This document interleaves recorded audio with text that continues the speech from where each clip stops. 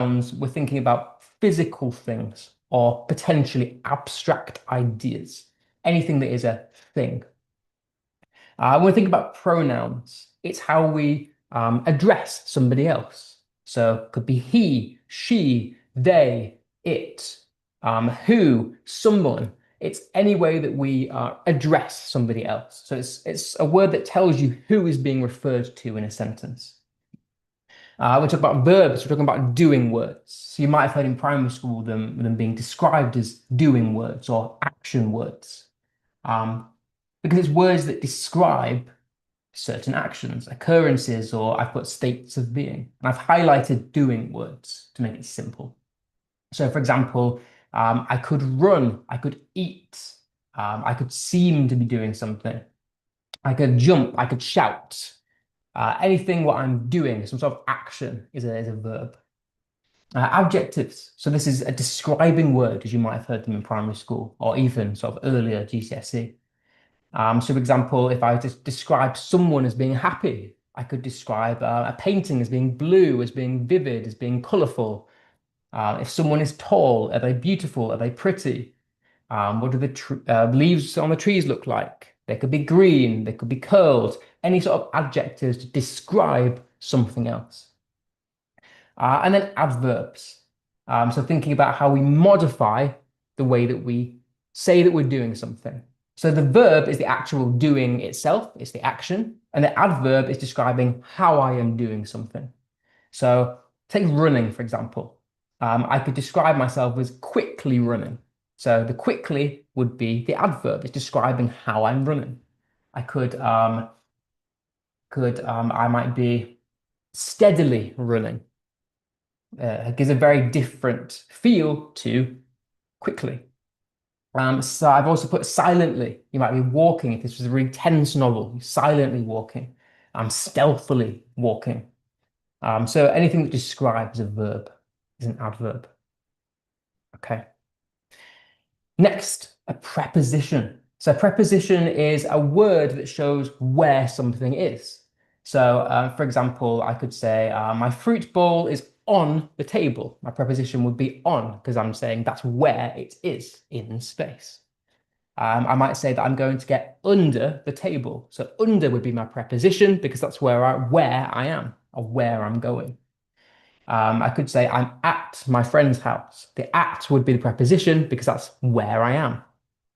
Um, I've also put by. So I could put, I might be on the phone to someone. I could say I'm by the petrol station.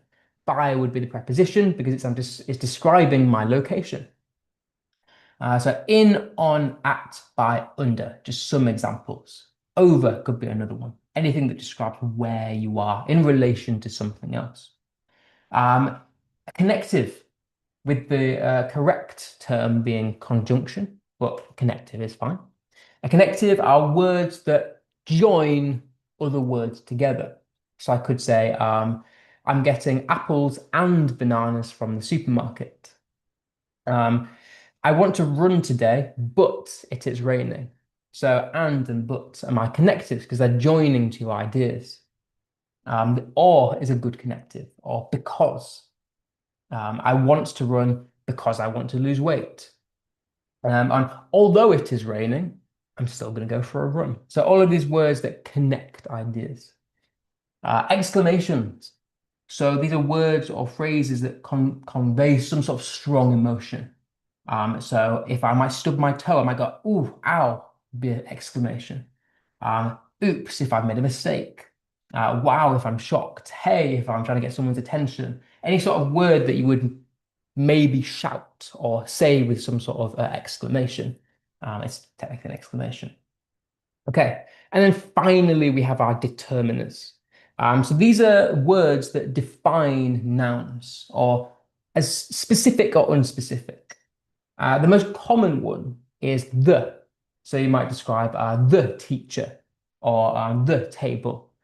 Um, it comes before the thing. So the thing is the table. My determiner is the. So I'm saying the table, the teacher being the noun, the thing. A is a good one, or an. So it's a teacher or an apple, something like that.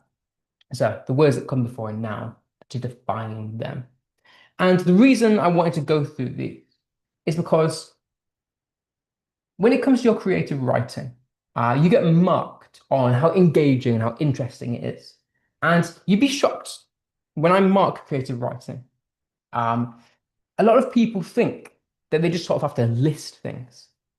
Now, examiners don't really want to see stories that are like, today I did this, and then this happened, and oh, I saw this, and then this happened, and then this happened. They don't want to see that.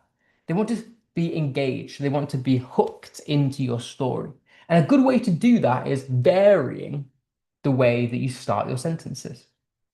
So it's important to vary your sentence starters in order to keep your reader engaged and therefore show how creative you are.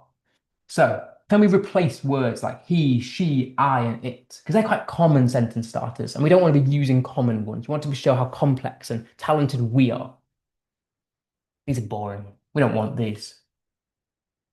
So let's look at how we can change sentences by using the types of words that we've just come across. So for example, my boring sentence is the dog ran through the park. Cool, it's a sentence, it makes sense, it's grammatically correct, but it's boring.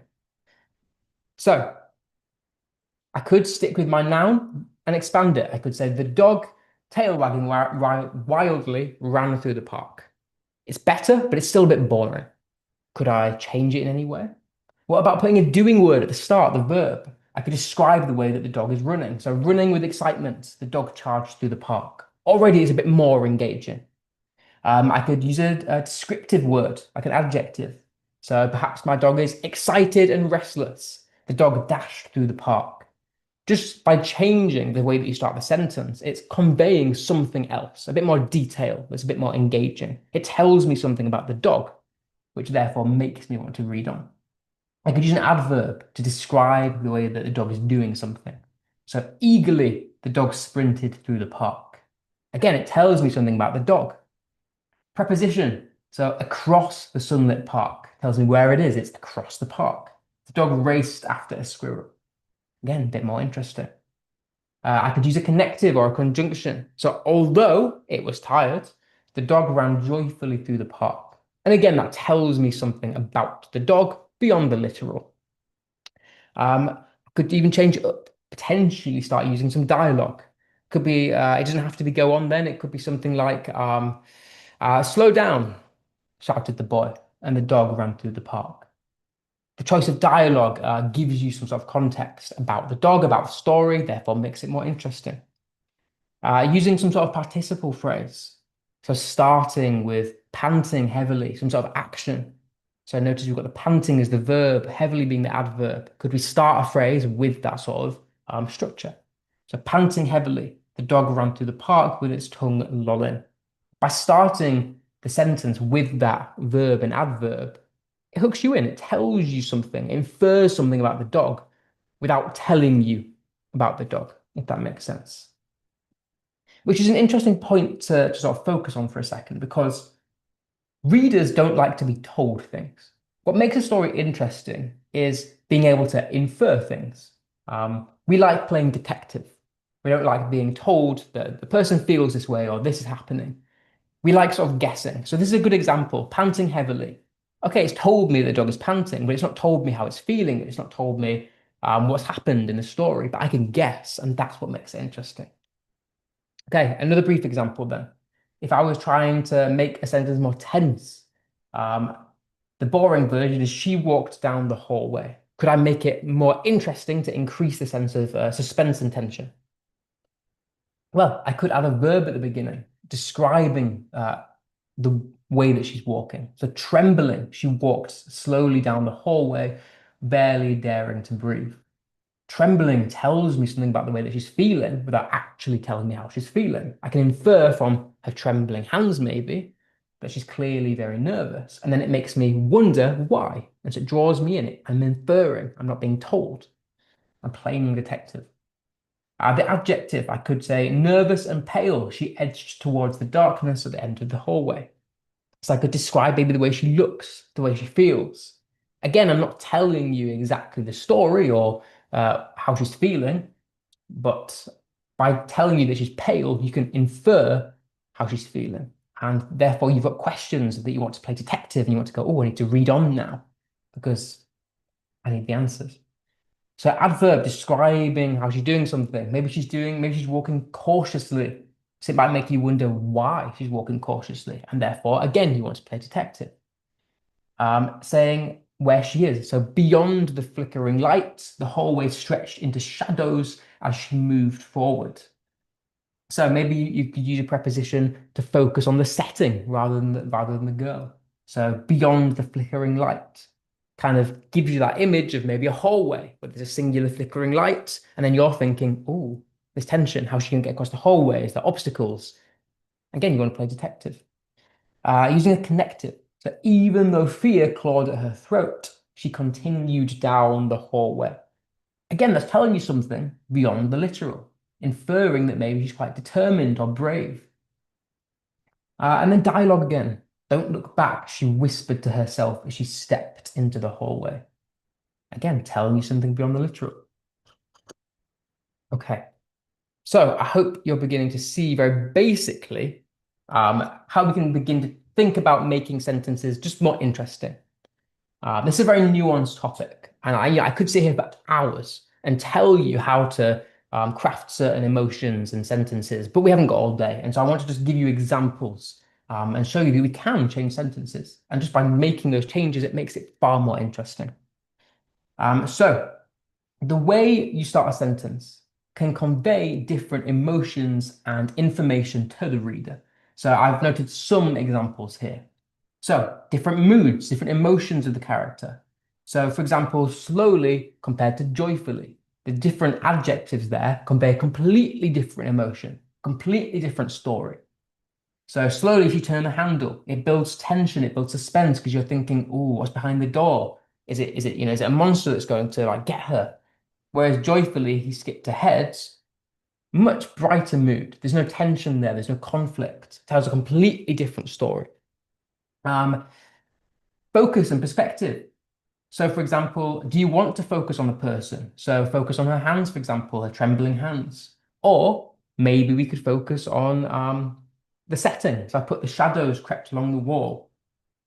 By having the difference in perspectives or setting, it makes it more interesting again. Pacing and action. So, I suddenly compared to slowly or cautiously conveyed two very different opposing stories, two very different emotions. So I could use, for example, suddenly or without warning would convey a much faster pace and therefore create drama and tension. Whereas I could use a maybe slower pace and say, before dawn, I woke up and sets a much slower, calmer pace, conveys two very different stories. And then the reader engagements. So, for example, maybe you could start with a question. What was that noise? As I said, the reader loves to play detective. So, by inviting our curiosity and piquing the reader's curiosity, it invites them into the story and to continue reading on. Dialogue, perhaps you could start with. So, stay here, he said. It creates some sort of immediacy, pulls the reader in, and makes it feel like the character is talking to us. So there's different ways you can start a sentence, all of which convey different things. And what you want to convey is very much up to you in your writing. So as I said, I could sit here all day and I could tell you how to write, but the point of creative writing is that it comes from you and your voice. So I'm not going to do that. Okay. So just a very quick example, conveying fear by using changing the starts of the sentences. So I could use a verb to describe how someone's feeling. Perhaps they're shaking. He reached for the rusted doorknob. The fact that the person is shaking tells you something about how they're feeling. I could use an adverb. Nervously, she glanced over her shoulder. An adjective to describe the setting. Dark and endless, the corridor seemed to swallow her whole. A preposition to tell you where something is. So under the flickering light, it puts focus on the setting, which piques your curiosity, creates mystery. He's a connective. Although she tried to stay calm, her breath quickened. Dialogue, who is there? She whispered, gripping the phone tighter. And then a participle phrase. Clutching his chest, he backed into the corner, all of which convey fear, but different nuances of fear. Okay. So my advice to you, think before you write. Don't just storm in and write a story. In an exam, you get 5, 10 minutes to do some planning, and I recommend using that time to the best of your ability. Before you write, I would consider how do you want the reader to feel? Because as I said, it should come from you. It's your creative writing. Um, think about what you want the focus to be on. Is it the setting? Is it the person? Is it the person's hands? Is it the emotions? And then choosing a sentence to match the tone or the emotion or the setting of what you're going for. And I want to make a point of saying you don't have to directly state your intention. As I said, people don't like to be told, I did this and then this happened and then this happened. They want to work it out, they want to play detective. So we can convey emotions without saying, this person feels angry. We could say, clenched fists. That conveys anger without saying that person is angry. Okay. So a quick example then of a boring piece of writing. I walked into the kitchen. The light was coming in through the window. I saw breakfast on the table. I sat down and started eating. It was quiet. I finished eating, put my plate in the sink, then I was ready for the day. I mean, it's grammatically correct, but it's boring. There's no drama, there's no conflict. Think about last week. I said we need conflict, we need opposition for a story to be interesting. There's no emotion, there's no atmosphere. We need some form of conflict. So we don't want something like that. We don't want this happened and this happened and this happened. It's so boring. It's been done time and time again. Examiners don't want literal. They want subtext. And I mentioned briefly subtext about 3 weeks ago, and I said I was going to come back to it, and here we are. I wanted to do more on subtext, to be honest, but given that we've not got a session next week, I thought it's best to cover it very basically now. I'm going to expand on it next year. So what I mean by subtext is the meaning behind the writing. It's the meanings that we can infer from the written text. It refers to the underlying meanings or hidden messages in a story that aren't explicitly stated. It's the unsaid elements that readers pick up on through character actions, tone, language. Subtext is often indirectly revealed through body language if this was a play and you're watching an actor, dialogue through the words that you speak, and context. People don't want to be told Maria was angry because then there's no mystery. If we know how your character's feeling and what they're going through, it's boring. There's no conflict.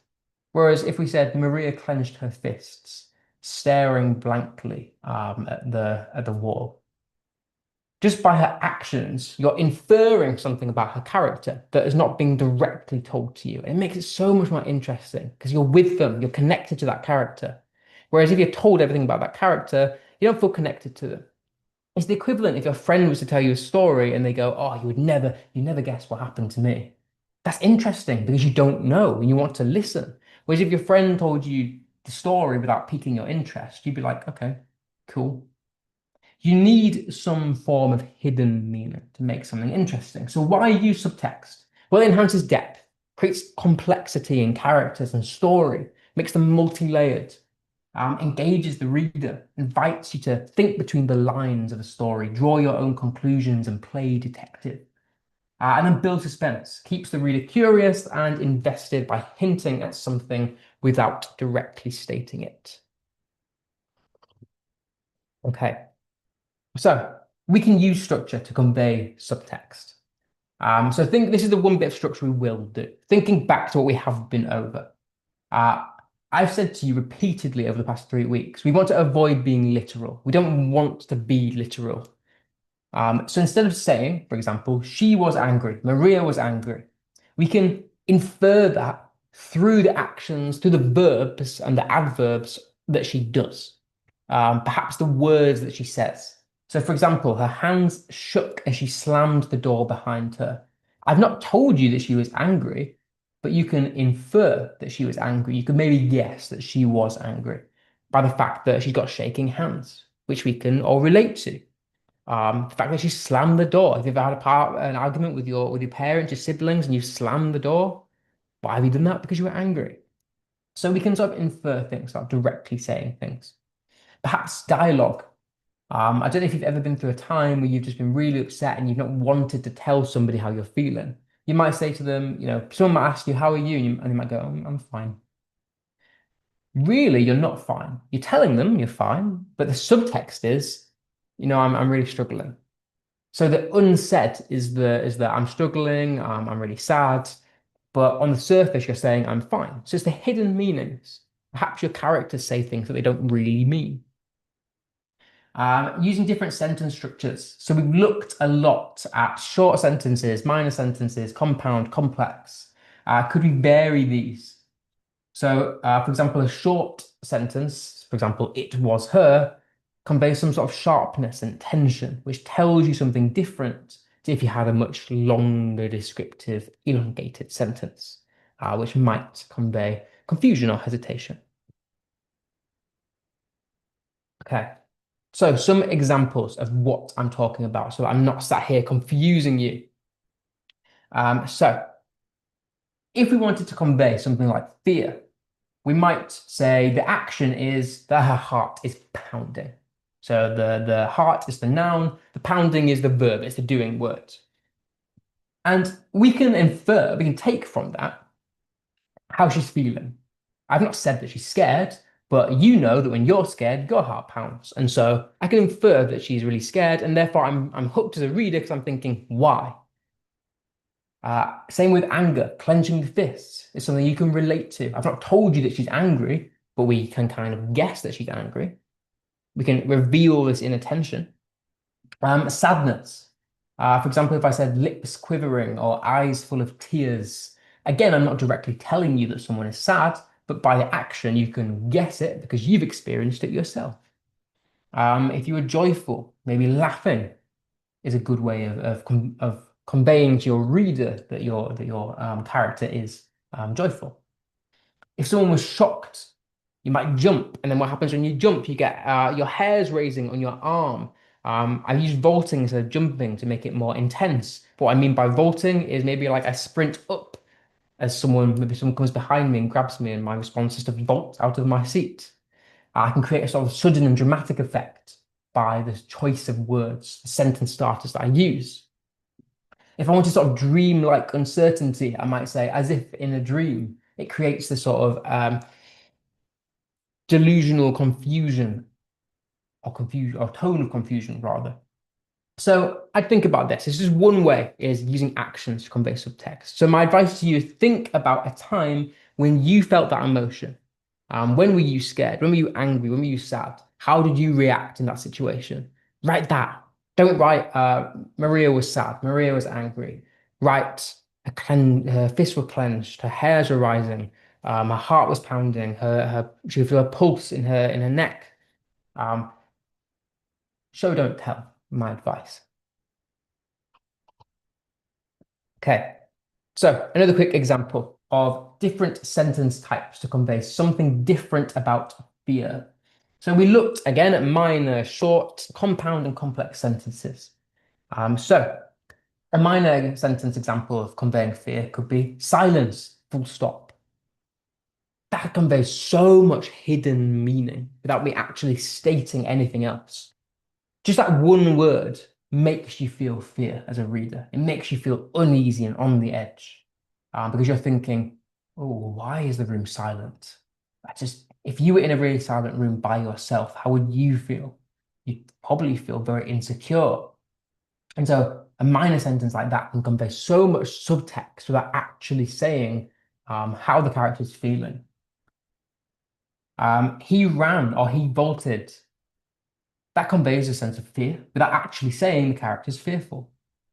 Compound sentence. So desperate for breath, that's meant to say. She wanted to speak, but the words were stuck in her throat. So we've elongated the sentence a little bit more, but I've still not told you literally what's happening. I've inferred it by the desperate for breath and the words were stuck in her throat, which conveys fear without me actually saying she was scared. And then there's some sort of complex sentence. So although her hands were shaking, her legs froze. Seconds felt like hours as she stood calculating her options. She didn't have much time. So again, we've got actions, the shaking hands, the frozen legs. the fact that seconds felt like hours, that was her experience. All of this infers how she's feeling without me directly saying she was scared and what she's going through. Okay. So I want to quickly move on. Again, I want to just preface this is a very brief look today. So, in English language, you'll have heard the word connotation. I would hope you've heard the word connotation. And all a connotation is what we perceive a word to mean or represent. So how do we associate something about a word? So I've put the emotional or cultural meaning that a word carries beyond its literal definition. So we'll come on to some examples of this. But why is it important for creative writing? Well, it sets the tone. It reveals emotions and it shapes the reader's response to the characters, the settings, the events of our stories. Because we associate certain things to a word, which therefore shapes our own personal interpretation of the writing. So this can create a very nuanced sort of piece of creative writing. So, for example, let's take some neutral words. So, for example, looked. Could I replace looked with another word that maybe has a negative connotation or a negative feeling attached to it? So, if someone were to glare at me rather than look, I'd feel very uneasy. If someone were to stare at me instead of looking at me, it conveys that maybe they're spending time fixated on me. That would make me more uneasy. If someone was squinting at me, I'd feel more insecure. So all of these words have a sort of negative feeling attached to them beyond the neutral, sort of boring version of looked. On the other hand, we might get a positive feeling. So if someone were to gaze at me rather than look at me, that suggests or holds some sort of association with love or infatuation. And someone were to admire or glance at me, they're more positive feelings. Whereas if someone was to stare at me, I'd be a bit on edge. I'd be like, oh, why is that person looking at me like that? But if someone were to look at me admiringly, I'd feel good about myself. So the words have feelings attached to them. That's what connotation is. And then I've given you some other examples. So instead of said, you might say snapped. If someone were to snap at you, it conveys anger. If someone were to beam at you, it conveys joy and excitement. Same with walking. If I was to stumble or creep or storm, they're all very negative things. They convey some sort of anger or fear or disorientation. Whereas if I was to stroll, wander, or skip, that conveys calm and joy and excitement and curiosity, all these sort of positive emotions.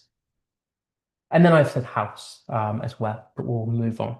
But I'm hoping that you can start to see that words have feelings attached to them that the reader will associate with your writing. Okay, so I've made a note of some interesting choices of words across literature, and we'll whiz through these. So, Edgar Allan Poe's novel or short story, The Raven.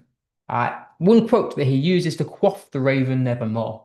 The choice I want to focus on here is the quaff. This is an interesting a quote rather is an interesting choice of words because it conveys quite an uneasy, eerie feeling. Whereas he could have just said the raven. Whereas said's a more neutral term that doesn't really make me feel anything. Whereas the specific choice of the quote makes me feel a bit uneasy because I associate it with some sort of archaic, gothic feeling, and so it makes me as a reader feel uneasy. And another good example, The Great Gatsby by F. Scott Fitzgerald. So we beat on boats against the current. He could have just said, okay, we've moved on or we're going on, but he said they beat on. The specific choice of the word beat conveys so much more beyond the literal, so much subtext. When I think about beat, I think about like something harsh. If you were to hit something, it's some sort of struggle. So it suggests struggle and effort, which is therefore a metaphor. So it conveys so much subtext, beyond just, oh, he moved on or he went on. They beat on, a struggle. It was the best of times. It was the worst of times by Charles Dickens. The specific choice of best and worst and the comparison between the two. It conveys conflict. and some sort of contradiction and contrast that is very emotionally rich. And so it's a specific choice. And then finally, Raymond Carver's Popular Mechanics. He said he simply walked into the kitchen and blew his head off. A bit gothic, a bit gory, rather, a bit sudden. So I do apologize. Should have warned you. But the fact that he specifically chose the word or the adverb simply. The act of somebody doing that to themselves is so strong, so powerful, but it's contrasted so heavily to this simply. It gives a more casual tone to something that's actually quite shocking, and therefore almost makes the act seem more unsettling and powerful, even though it's already a powerful act. So this specific choice of word was so key to what he wanted to convey. Okay.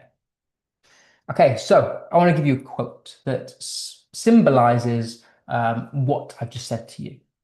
The difference between the right word and the almost right word is the difference between lightning and a lightning bug. And this was said by Mark Twain. What he's trying to say here is it's so important to pick the correct word to convey what you want to convey.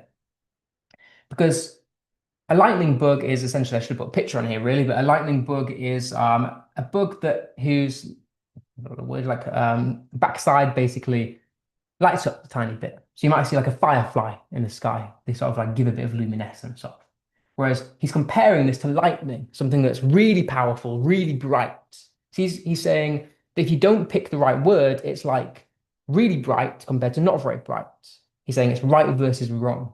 And picking the wrong word conveys it just has so many consequences. So I want to get across to you that making sure that you pick a specific word to get across what you want to get across completely changes your writing. And another quote to sort of get this across is good writing is supposed to evoke sensation in the reader.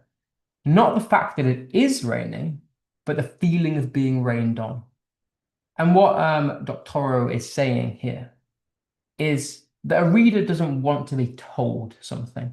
They want to feel it. So it's like I said about they want to play detective. They don't want to be told Maria is angry.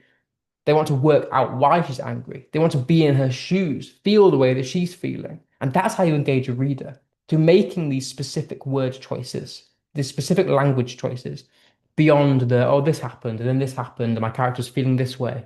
Nah, pick specific words. How are they feeling? Is it an adverb? What are they doing? Is it a verb? All of that. But making specific language choices really changes your writing. Okay. So advice then for making specific word choices. Show, don't tell. Don't say he was scared. Use his breath hitched as he edged away from the rattling door. Be precise about what you want to convey. So don't just say he ran. Talk about the specific way in which he ran. Did he sprint? Did he cautiously run? Did he jump? Be really specific about the action because that in itself conveys so much subtext without you even realizing you're doing it. Aim for precision over complexity. And what I mean by this is don't bog yourself down trying to pick the most complex words. Because sometimes the subtext and complexity lies within the simplicity. Sprinted versus run. Sprinted's not a very complex word. It's not a very high level word, but already it's so powerful. Visualize the scene before you write it. This is what I said to you a few slides ago. Think about it. Use that planning time in the exam. Really think about how you want the reader to feel, what's actually happening in the scene. Think about what does the setting look like? What does it feel like? Less is more. A single powerful word beats a sentence full of fillers. So maybe you've chose to use a minor or short sentence. And that's way more impactful than using a long descriptive one. And choose words that reflect a desired tone or emotion. So, for example, I said for reoccurring themes, it's quite good to build maybe a recurring motif or semantic field. And this is something we'll cover later down the line. But for example, if you had a theme of isolation, using words that reflect that, like cold, distant, echo, hollow, unreachable.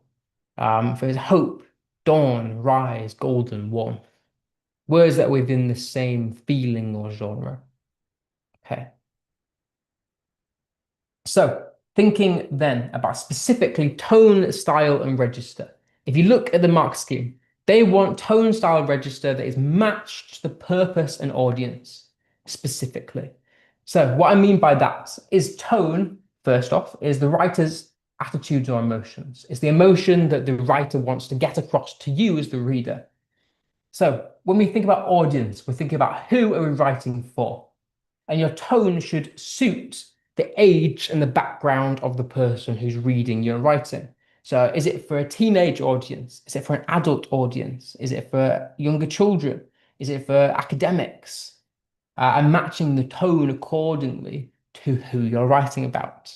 So, the emotions. So, for example, if you're writing towards teenage readers, the emotions that you might want to get across are more like young love or hope, optimism. Whereas if you're writing about for adults, it might be a more horror-related novel or psychological novel, where you get across the more sort of gritty and deep themes that you wouldn't write about if you were writing a story for a young child. You know, you wouldn't write a gory gothic novel for a 5-year-old child. That would be inappropriate to the audience that you're writing about. And then purpose. Why are you writing? Your tone should help achieve your goal. So is it to build suspense? Is it to describe something, to explore emotion? Is it to entertain? Is it to shock or disturb? And your emotion that you want to get across should match this goal. So if you're building suspense, you want to make your reader feel tense, make them feel unsettled and uncomfortable, make them feel ominous or foreboding. If you're wanting to explore some sort of entertainment, you might write about something that makes them laugh, something witty and playful and light-hearted. So no deep, dark subject matter. Whereas if you wanted to shock, that's when you might use your more gory imagery or psychological manipulation, something like that. But it needs to match the purpose of what you're being asked to do in the exam. Okay. So tone should encompass how you talk to people of different backgrounds and ages. You know, certain themes and topics are inappropriate, as I said, for certain people. So, for example, you wouldn't write a gory story of the horror genre for a child. You just wouldn't. That's really inappropriate. But you would write something very basic and simplistic. So, is it set in like a fairyland, or is it about princesses or princes? That's more appropriate for a child. Not the really deep psychological, deep-rooted themes, something like that. So, always making sure it's appropriate for who you're talking about or to. And connotations and specific word choices are important for creating a suitable tone for your audience. Okay, so an example of an inconsistent and inappropriate tone then. Um, so I stared into the coffin, my hands trembling. The room was silent except for the ticking of the clock. My heart felt like it was caving in. Anyway, I left the funeral early because I wanted to beat the traffic and get a milkshake on the way home. It was chocolate. I love chocolate. Notice there that there is no consistency. And what I mean by consistency is has the tone stayed the same? You don't want to be changing tone mid creative writing. Um, they started off quite nicely. They had quite a somber tone. It was clearly one of grief and fear and anxiety. But then halfway through, they just suddenly felt like it was a joke and it was lighthearted and it didn't feel consistent. It felt like two different characters. And you don't want that because that just confuses the person that's reading the writing. And also, it's inappropriate, especially if it's a story about something deep, like a funeral. It's inappropriate. It doesn't match, and it will lower your marks because it doesn't match the tone of what's required. Similarly, an inappropriate tone. So, if the task that you're being asked to do at your GCSE is to write a reflective piece about overcoming a personal challenge, you might say, so yeah, basically, I was like totally freaking out before the exams because revision was killing me, but then I just kind of winged it and hoped for the best. And miraculously, I smashed it. Now I just tell people to chill and not take it too seriously. Exams are a joke anyway. That's an example of an inappropriate tone. It's not fit for what you're being asked to do.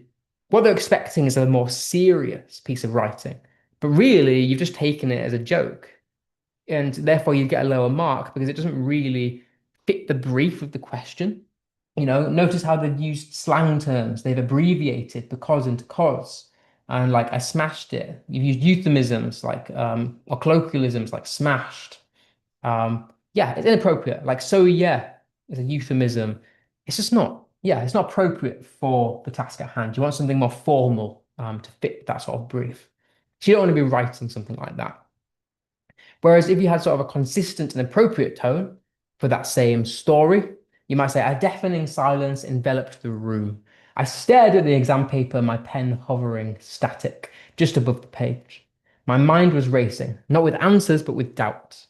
I had spent weeks preparing for this moment, but now it felt like everything had slipped away. Still, I closed my eyes, breathing deeply and reminding myself that I had done the work. I had to trust it. Slowly, the panic gave way to focus and I began to write. Notice there that the tone or the emotion stays the same throughout, and it matches the brief if the story was about a person going through an exam. I'm not saying it's not like the first one where I've said like, yeah, I smashed it, it's so chill, everything's fine, it's a joke. They're taking it seriously, and they're taking a more formal approach to this question, which is appropriate and consistent. Okay, so making specific word choices for tone. I won't go through all of these because I want to move on and make sure we get through everything. But take a picture of these because these are just some examples of word choices that relate to emotions to make sure that you're conveying the correct emotions or the correct things that you want to get across. So I'll go through the examples. If it was like fear, creaking, groaning, um, they're related to fear because I attach my connotations, my emotions of fear to those words. Whereas if I was writing like gentle and swung, I don't really associate those with fear. I associate those more with calmness. Um, Same with like if it was hopeful, I might use like warm and golden. They make me feel good and sort of calm and happy. Whereas if I was trying to convey hope, I wouldn't say like I was in a dark, empty room. That doesn't convey hope. That makes me feel really unsettled and insecure and like there's conflict and something wrong. So notice that your specific choice of words are important because they convey certain associations or emotions attached to those words that will make the tone appropriate, which is what you want for the exam. Whereas if I was to use sort of like, I don't know, lurking when I want to convey a hopeful tone, well, I'm going to use the marks in the exam because it's not suited to the tone, the emotion that they want me to convey. So it has to be appropriate and consistent. Okay, so style then. What is style? Well, style refers to the writer's unique and personal voice. It is the way that you write and the way that you use language to convey elements of a story. Creative writing is all about being unique. It's about your voice coming across, your ideas. This is why I don't want to sit here and lecture you about how to write a story, because at the end of the day, it needs to come from you and your brain. So it's about your personal voice. And when we talk about style, we're not going to go through these because we should be familiar with these now. We've been through these a lot of times and we'll continue to do so next year. But style is language devices. This is the way in which you've told your story, or the way that you've chosen personally to tell your story. So have you chosen to use alliteration? Have you chosen to use allusion, anaphora, colloquialisms, consonants, emotive language? That's your choice. It's the way that you've told the story. And have you done so appropriately? So again, euphemisms, hyperbole, imagery, irony, metaphors, onomatopoeia, oxymoron, rhetorical questions, similes, symbolism, again, tone, rule of three, juxtaposition, and semantic fields. And I won't focus too much on those because, as I said, we've been through those many times and I will continue to do so throughout next year in a lot more detail. What I had planned to do was next week, I would have done those in more detail. And I want to do a session on how to write metaphors, how to write similes, how to write personification. But for now, for the purpose of this basic run through, um, familiarize yourself with them, but we'll expand on them next year. Okay, so how to get an appropriate style. So similar to tone, we want something that's consistent and appropriate. And the way to do that is don't force language devices into your writing.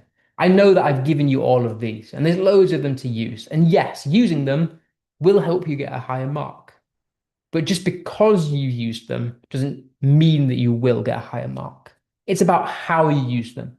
Have you used them appropriately? Do they actually help you to get your points across, your story across, your meanings across? Or have you just thrown them in because you think it'll get you a higher mark and really without them your story would have been better? You don't want to overuse them because it can do more damage than good. Overusing devices can hurt your writing. Too many similes and metaphors and alliteration can just confuse and distract the reader. I've noticed at the bottom, everything you use has to have a purpose. It has to have a point. Because if you just throw them in, the reader will know. The examiner will know that you've just tried to throw them in for the sake of throwing them in. What makes an interesting story, what makes the subtext, the tone, the style, is using them appropriately. It's using them because it actually adds to the story. So overloading them with devices feels forced. And you don't want something that feels forced because no reader wants to read a story that feels forced. It's the equivalent to and this happened, and this happened. You don't want something boring. You want something that actually serves a purpose. And using too many of them can really slow down your writing. But the key point is using too many of them reduces the impact of them. When you use them, you want your reader to go, wow, that really stood out. They've shown me they can use a metaphor and they've used it really appropriately and it had a purpose. Whereas if I just use metaphor after metaphor after metaphor, it's going to get to a point where you've used so many that the reader goes, okay, it doesn't mean anything anymore. And then they're going to lower your mark because it reduces the impact of them. So you should use language devices to enhance the meaning, deepen the reader's understanding, deepen the emotion, create a mood or tone, emphasize important ideas, and most importantly, add variety. You want to keep your writing interesting, but balanced. And the key word there is balanced. Okay.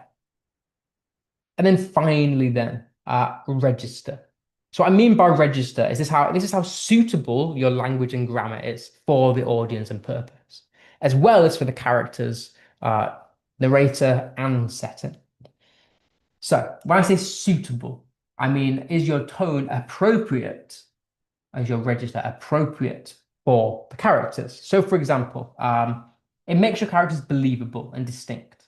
So for example, if I was writing a Gothic novel set in Victorian London, I wouldn't be using slang words from today in the dialogue of those characters. I wouldn't be saying like, oh, that's super, that's sick. I wouldn't be saying that because they didn't say that. So register is matching the language to the appropriate time, setting, and character. It makes them believable, reflects the time period, reflects the culture, the social background, and therefore helps to set the tone and the genre. Okay. So, examples of inconsistent and inappropriate register, just to help you understand. Firstly, I was walking nervously into the interview room, my palms damp with sweat. Greetings, sir. I do hope this meeting proves mutually beneficial, I blurted. The man raised an eyebrow. Right, he muttered. I sat down and was like, yeah, I'm super keen on the whole job vibe. The reason that's inappropriate is because imagine if you were if you were, applying for a job, you want to hold yourself in quite a formal regard. You want to impress the other person. But if you start talking in slang terms, like, yeah, I'm super keen on the whole job vibe, it's just inappropriate. You wouldn't say that to your employer. And so, therefore, in an exam, you're going to get marked down because that's not correct for the situation you're writing about. You really want to be using more respectful tone. And another example is if I was writing some sort of Gothic novel set in the Victorian era, I might say the moon hung low over the desolate moor, casting a sickly glow upon the crumbling mansion. Shadows writhed like restless spirits. I said this place is mega creepy, uttered Jonathan, peering into the gloom. He took out his phone to use the torch. My battery's dead, that's super annoying. A ghastly moan echoed through the hall. OMG, he whispered, that's totally cursed. Well, if this is a Victorian novel, why are you writing about a phone? Why are you talking about batteries? Using colloquialisms like super annoyed, mega, OMG. These things just aren't appropriate for the time you're writing about. So when I talk about register, it's about is it appropriate for when it is set, who the characters are, and then the setting itself. Whereas things like The Moon Hung Low Over the Desolate Moor is appropriate. If we're talking about a gothic novel, a desolate moor gives the right emotion. It gives that creepy, eerie feeling. Whereas talking about a phone and being, annoyed, it's just inappropriate. It doesn't make the reader feel the fear or mystery that you want them to. It just makes them go, oh, I don't really want to read the story anymore because now I'm no longer invested in the mystery.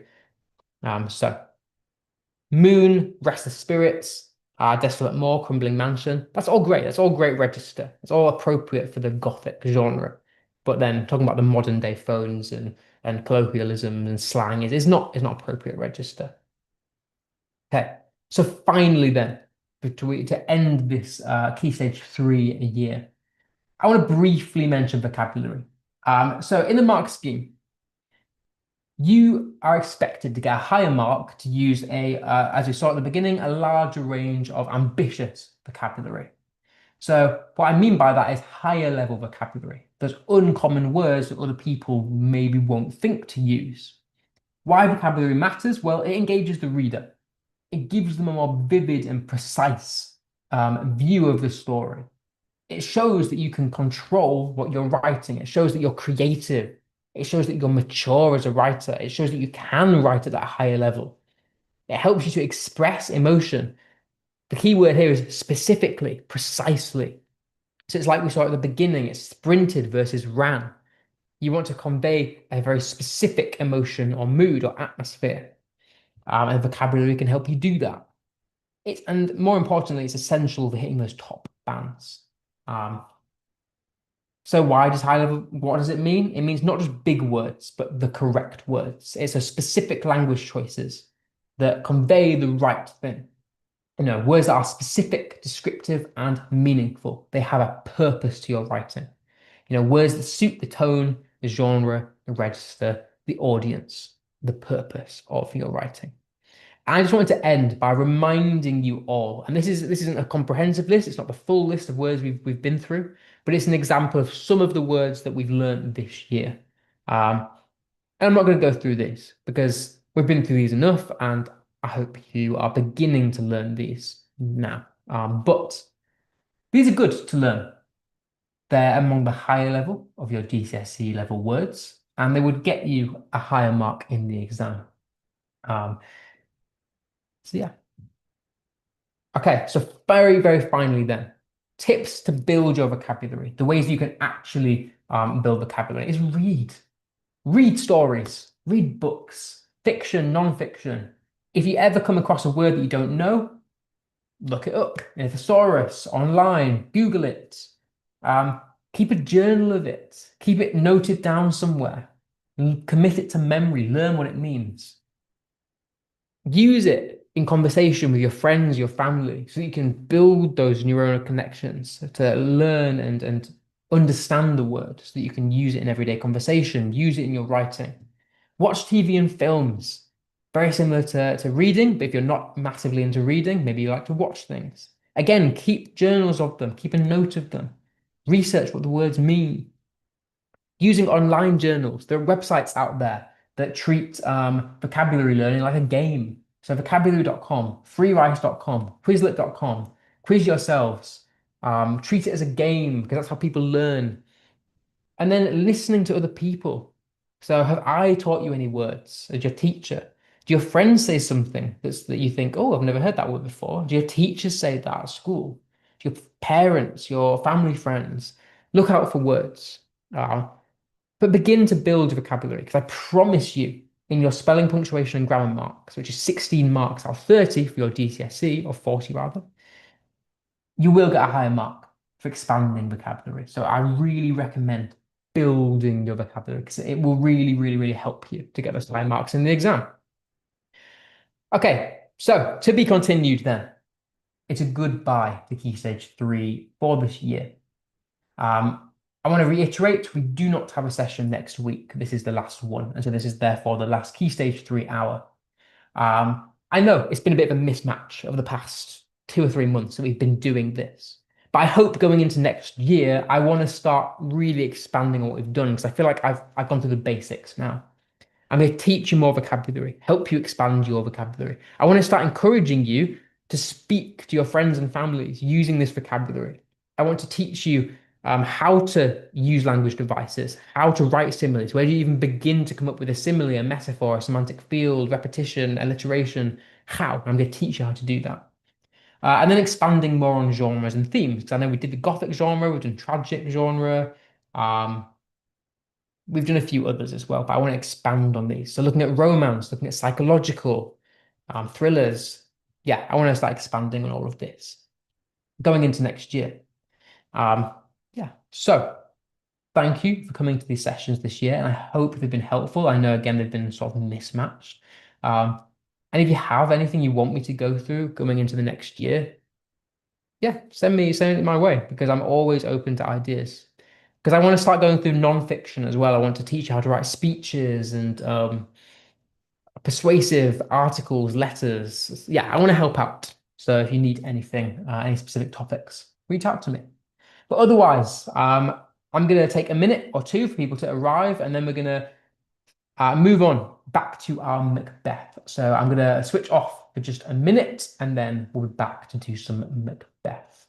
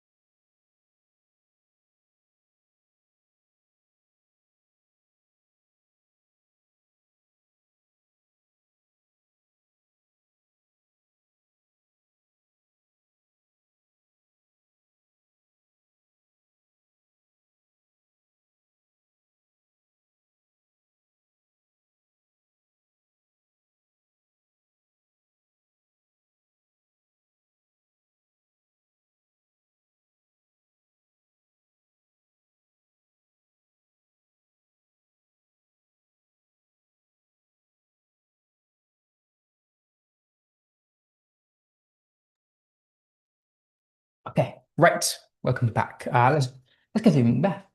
I just want to reiterate again then for people that have just joined, there won't be a session next week. This is our final GCSE English session, which is sad because I wanted to finish the character of Macbeth this year. Unfortunately, I'm not going to get to now, which is annoying for what I had planned. But nonetheless, we're going to get through what we get through. I'd rather focus on quality over rushing to the end because we can always pick it up next year. And I'd rather give you the AO1, 2, and 3 of the quotes rather than just telling you what happens because you know what happens. That's just me conveying the plot to you. That's not me doing my job properly. So, yeah, I want to focus on the specifics. So let's get into it. We began to look like last week at Act 3, Scene 1. Now King, Banquo fears, or Macbeth fears, Banquo's descendants will inherit the throne. He arranges, therefore, for Banquo to be murdered with his son. And this scene underscores Macbeth's growing paranoia and willingness to commit further atrocities to secure his power. So we began to look a little bit at Banquo here. I mean, we kind of touched on this. So Banquo said, I fear thou playest most foully for it. He is suspicious here of Macbeth's actions. He uses a metaphor of gameplay. He says, thou playest. to describe Macbeth's rise to power.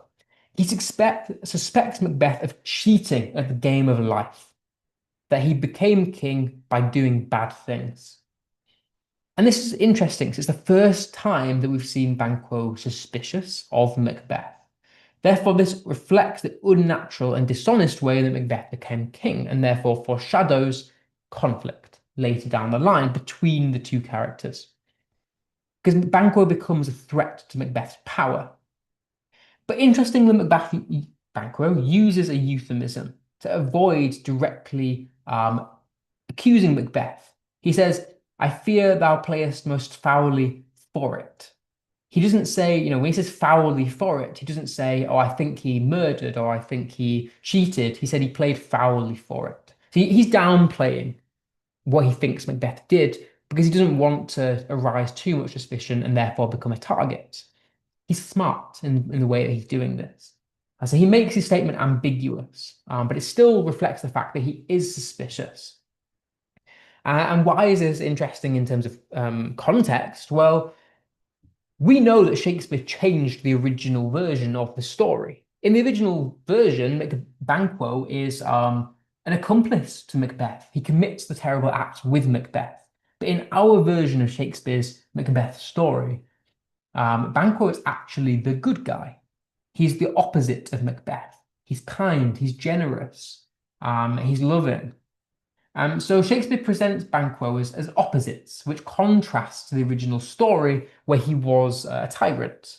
And he's done this for a reason, because by posing them as sort of moral opposites, it emphasizes the moral message of the play, which is don't play with fire because you're going to get burnt. Don't do bad things, otherwise the universe will punish you. So Banquo is a symbol of what Macbeth could have been if he hadn't listened to the witches and hadn't given in to his ambition. So that's a really structurally interesting thing. And we also looked at this. We looked at the fact that Macbeth makes fun of the murderers, which is super interesting because it shows how indestructible he feels. The fact that he calls one of the murderers, he tells them that they're not the worst rank of mankind. He basically gives them a false compliment, which is so disrespectful to these murderers. He's playing with fire by doing that. And we'll skip this because we looked at this last week and I want to move on. But what we didn't look at is in this scene, Macbeth is conflicted. He says he hath wisdom that doth guide his valor. He's thinking about whether he should kill Banquo, and he's not sure. So what he really means by this is Banquo is courageous, but he's not impulsive. He's smart enough to act carefully. So Macbeth knows here that Banquo could bring him down, and he knows that Banquo is not going to do it quickly. He knows that he's going to be smart about it. He's going to go behind Macbeth's back. And so he's really not sure how to deal with this situation. He's torn. He's considering killing Banquo because he knows that Banquo is intelligent enough to uncover his plans, but won't confront him about it. But on the other end, Macbeth also feels guilty because it is his best friend. He's envious of Banquo's calm nature and is paranoid that Banquo will discover his bad deeds. However, this elevated sort of diction that Macbeth uses, this sort of respectful tone, the hath and the doth, guide his valor. He's very respectful in the language that he uses. Shows that he admires Banquo. It shows us that he's conflicted because he doesn't want to kill Banquo, but he knows that in order to retain power, he has to. And so he's trying to sort of convince himself not to have to kill Banquo, but he's not doing a very good job of it. It highlights Banquo as having opposing traits to Macbeth, impulsive and corrupt. So thinking about context again then, similar thing. Shakespeare changed the original version of the play by making Banquo appear opposite to Macbeth, someone who's very moral, loving, kind, courageous. Shakespeare better presents Macbeth's paranoia.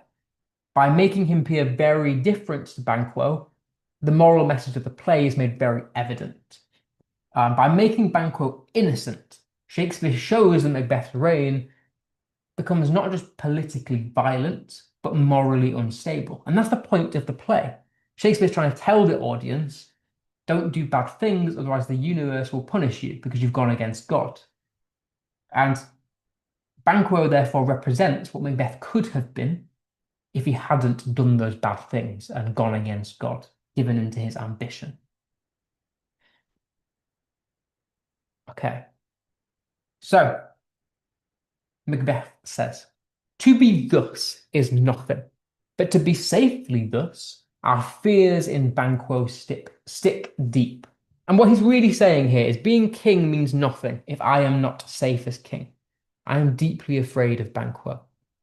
He wants to be king. He wants to retain his power. Because currently in this time, he's just been crowned as king. But he doesn't feel safe. He feels like people are out to get him and kill him because people want his position. Um, but he says being king is pointless. It doesn't have a purpose if he's not safe from murder and threats. And he kind of perceives Banquo as a threat, someone who could take his power away from him. So let's look at the language of this. Notice here we've got a repeated word of thus, meaning this. So to be king is nothing if I'm not safely king, if I'm not free from harm. And the repeated focus on him being king shows his fixation with the status, with the power that comes with being king.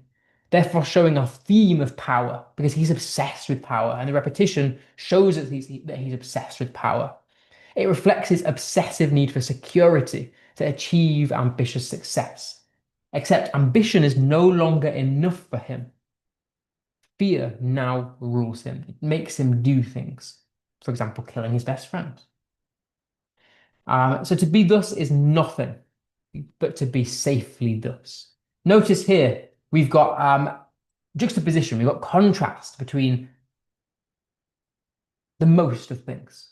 So nothing versus safe. So it reveals the emptiness or the consequences of his ambition. He feels empty. He doesn't feel fulfilled being king.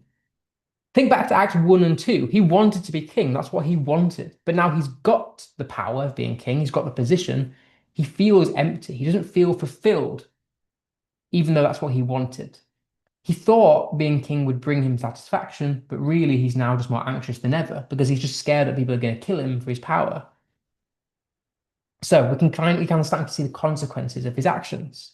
We get the metaphor of the stick deep.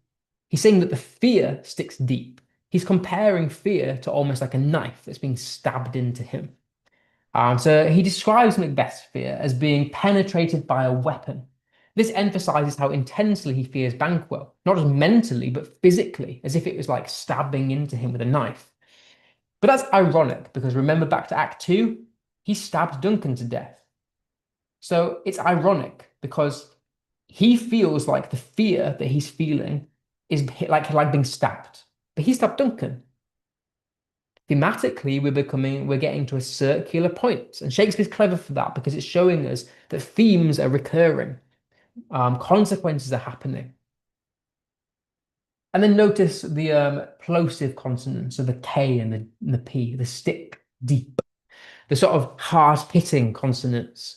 And that's for a reason, because it adds to this idea of aggression. He's comparing fear to being stabbed, and he's using these hard-hitting consonant sounds to reflect or mimic that feeling of hurt and pain of being stabbed.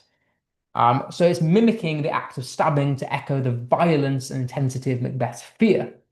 It's making his fear more known to the audience. The tone, therefore, is more brutal, it's more harsh, matching the violent imagery of the metaphor of being impaled by the dagger. So what this quote is showing us is how insecure Macbeth feels. He's scared of someone coming along and taking his position, of taking the kingship away from him. He's scared of being killed, being stabbed, which is super ironic considering that he was the one that stabbed Duncan. This links to our context. Because, firstly, we can see him as a tragic hero. His Hamash, or his fatal flaw, was ambition. He gave in to what he wanted.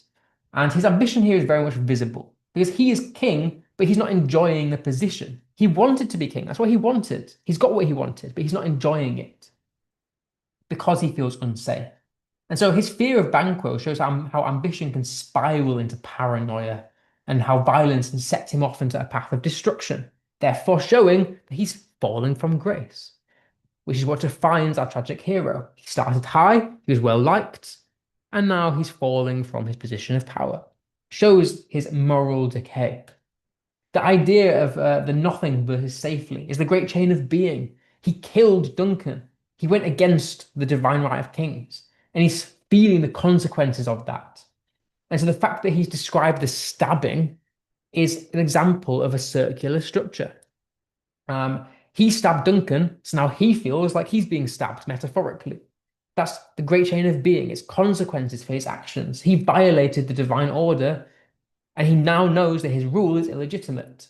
And so he feels like he has to kill Banquo to secure the throne that he stole from Duncan by stabbing him. And so further violence and paranoia are the consequences of his sinful act. He's suffering at the hands of God, as it were.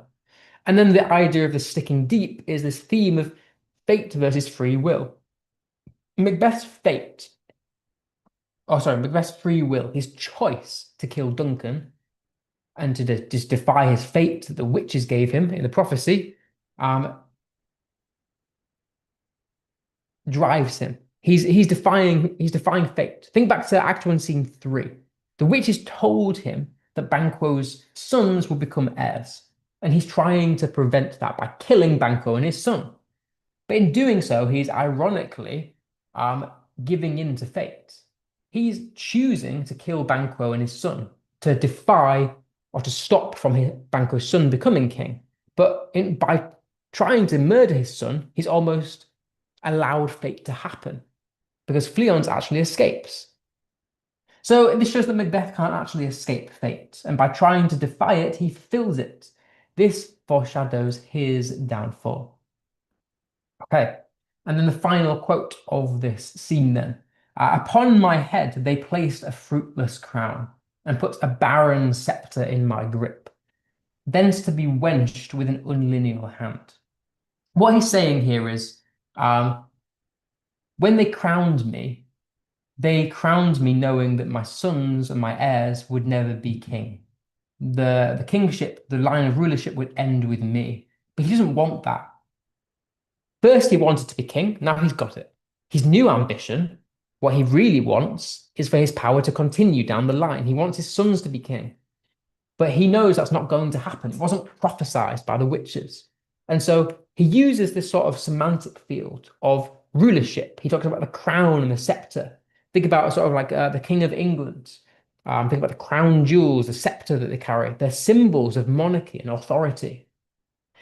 Macbeth twists these, almost presenting them as unstable, showing how he feels that his position as a king is doomed, showing that he's got an overwhelming fear that his power is coming to an end, it's temporary.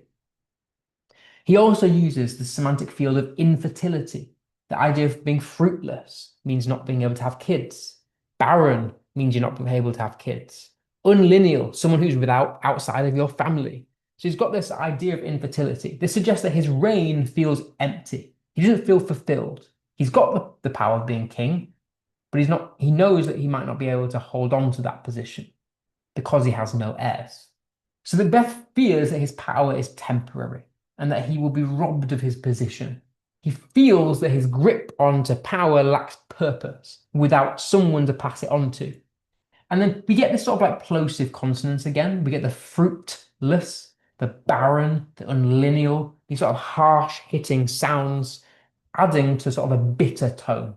He's annoyed at Banquo because he knows that the prophecy was that Banquo's son will become heir. And so he's annoyed at Banquo because Fleance escaped. He tried to kill Banquo's son, Fleance, but Fleance got away. And so he's annoyed, he's resentful.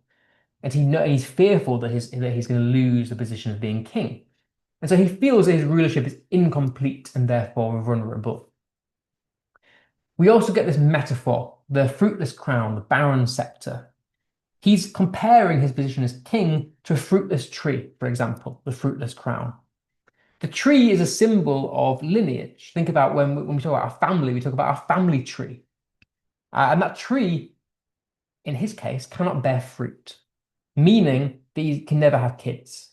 And this hints at his deep frustration that his power is temporary because he knows he's got no one to pass the power on to if he can't have kids. And so he's frustrated again at Banquo because his son got away and now he's scared that Fleance, Banquo's son, is going to take his position. He fears being robbed of greatness, which goes against his ambitions. But we get this irony because he talks about the scepter being put into his grip, meaning into his hands, which is ironic because he wanted to be king and he murdered Duncan to do it. He metaphorically gripped onto the power, quite literally, from Duncan's dead hands. But now he feels his grip on power loosening. And again, notice the plosive P, this hard-hitting P sound, which emphasizes the bitter tone. This entire quote is resentful, bitter, he's annoyed.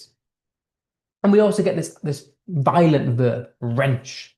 So he didn't just take it, he's scared that the position is going to be forced from him. So it implies that his position is going to be forcefully taken away, and therefore highlighting further his fear of losing the crown, therefore presenting a tone of desperation and bitterness once again, the plosive D, the wrenched. So notice this quote is full of hard-hitting verbs: fruitless, barren, grip, wrenched, unlineal. We've got hard-hitting constantly throughout this quote because he's bitter, he's annoyed, he's scared. And all of that is coming across because he wants to be king and he wants to retain his kingship. So in terms of context then, or rather, sorry, one more, language device, we've got juxtaposition, contrast between my head, my grip, and they placed a fruitless crown on my head. He repeats this pronoun of my, showing his obsession with power and ownership. He's clinging to symbols of power. He's clinging to the crown, to the scepter, scepter, my crown. He's claiming them as his. He's implying, therefore, that maybe he's not control of his own destiny. Therefore, further reflecting his bitterness, his fear that he's going to lose these things because they placed it on his head. He's talking about the witches. They gave the prophecy that he would be king, but that he wouldn't pass on that power. And so he's bitter at the witches for giving that prophecy. He's bitter at Fleance escaping. And so linking to context, again, the great chain. He broke the great chain. He killed the king. And so by defying the great order, we're now seeing his punishment. This is his consequence. That, okay, he got to be king, he got what he wanted, but he murdered the previous king to do it. And therefore, this is his punishment. This is suffering as a consequence of murdering the king. His consequence is not being able to have kids, not being able to pass on the power. It's instability in his rule. We also get this sort of free will versus fate argument again. The idea that it's my grip. It was his choice to kill Duncan. It was his choice to become king.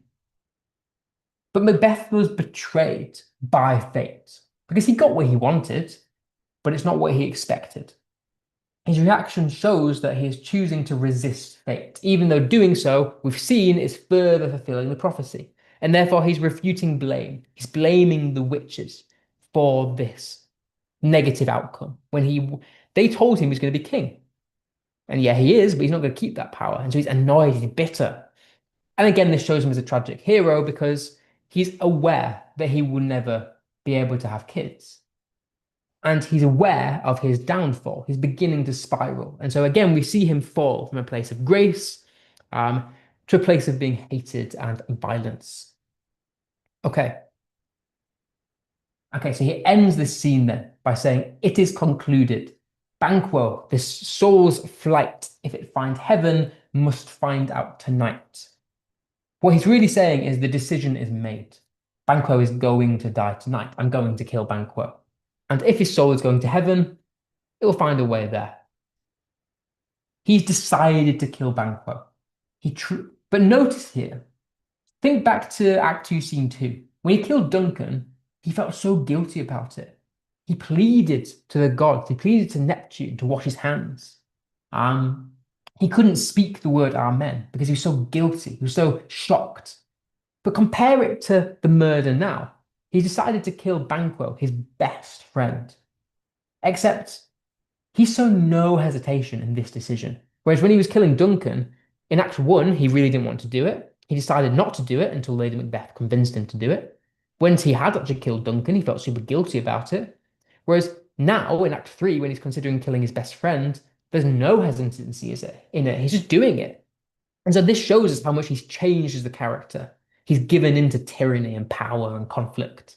And so this conflicts that of Duncan's, which caused him a lot of pain. It caused him a lot of internal conflict. But here the tone is very final. He's saying, like, it is concluded. I've made my decision that Banquo will die tonight. There's no if, buts, or maybes about it. And so it shows us how he's becoming defined by violence. He's entered down a path of tyranny. Comparing that to Act 1, Scene 2. Think about when we met him at the beginning of the play. Okay, yes, he was defined by violence then, but it was a different kind of violence. It was a violence that was accepted by the king. It was praised. Whereas now the violence that he's defined by is tyrannous, it's murderous, it goes against God, it's sinful. And so that change here is very much evident, or should be evident. So what do we learn about Macbeth from this scene? He is paranoid. He is suffering. He's experiencing the consequences of killing Duncan, of becoming king, transcending his place of the great chain. And he's feeling very insecure and scared because he's scared of losing his position and being murdered because there's loose ends still at play. So what is the purpose of this scene? Well, it places focus on Macbeth versus Banquo. It presents the moral contrast, therefore emphasizing the moral message of the play. It establishes Macbeth as unstable as the king, therefore creating tension as it foreshadows his later death. It plants the seeds of autonomy, and we'll think about this in the next scene. Notice how he didn't need Lady Macbeth's approval for killing Banquo. He just decided it himself. Whereas earlier in the play, in Act 1, Scene 7 that we looked at, it was Lady Macbeth that told him to kill Duncan.